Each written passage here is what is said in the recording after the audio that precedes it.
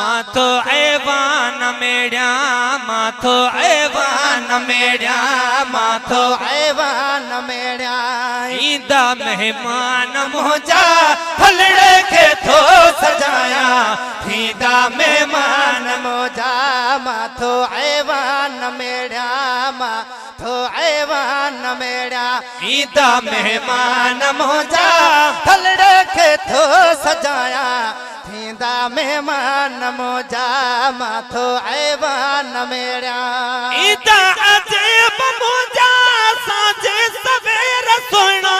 बश में गुलाब गुल खा सोने जपेर सोना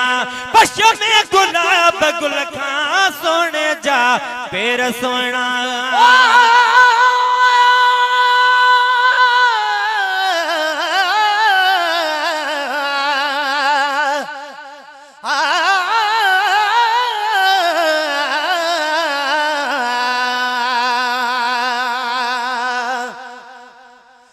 सजन अचड़ा हुया सजा उभरण खा अग में ये प्यो समझा मरी वरी जिया थो जग में गुलाम नबी मिसकीन जो हुयो थी तू बई दग में जे अची न सघा अग में मता पर फुटिया खा पोचने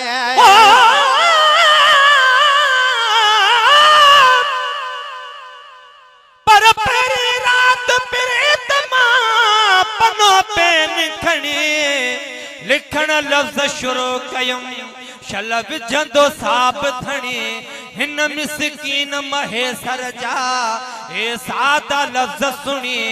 मन सजण चवे सुभान अल्लाह तुझी वाई खूब वणी पोए हथ में आस घणी अची तुम दे मुबारक इंदा अजीब मुझा साजी सवेर सोना बश में गुलाब गुल खा सोने जा पेर बश सोना में गुलाब गुल खा सोने जा पेर सोना कदमन में शर्फ मुखे कदमन में शर्फ मुखे ईदा मेहमान मोजा थलड़े के थो सजाया थींदा मेहमान मोजा माथो ऐवान मेड़िया नौकर जी नौकर ते रहमत नज़ूल कने ककड़ा परे कयामन खिदमत कबूल कने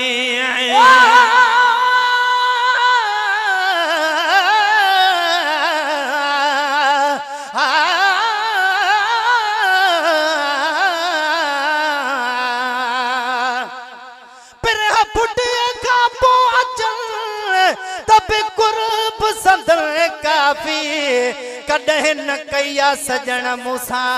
वायदे खिलाफी ईंदा पक न ईंदा चवण आहे नाहक न इंसाफ़ी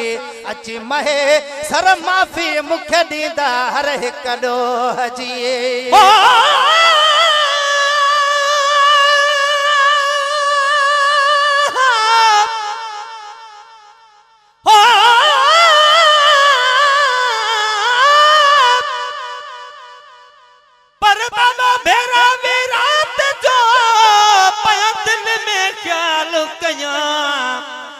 उहे लफ्ज़ किथों अचन जेके इस्तेमाल कया हू आका ऐं बेअकुल हुते कहिड़ी ॻाल्हि कया दिल जो महेसर दिल में पियो हाल वाल कया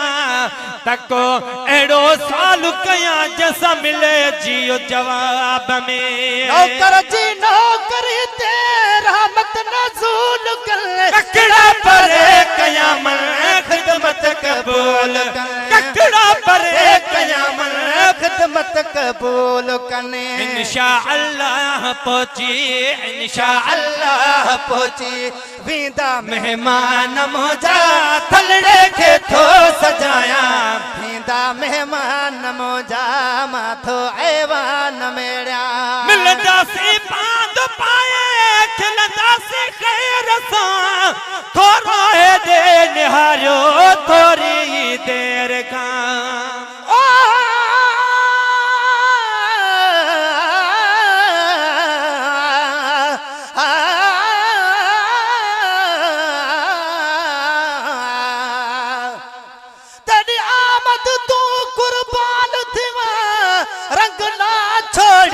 बेकार कुहण बह कदम तेरे महबूब चुमा जिंद छुट गई हर आजार तुहण नहीं लोड़ दवा दी हुण कारी कई घुरज नहीं बीमार कुहण शफा मीरल गिला लको थी गई है रब जान तेरे दीदार तुहण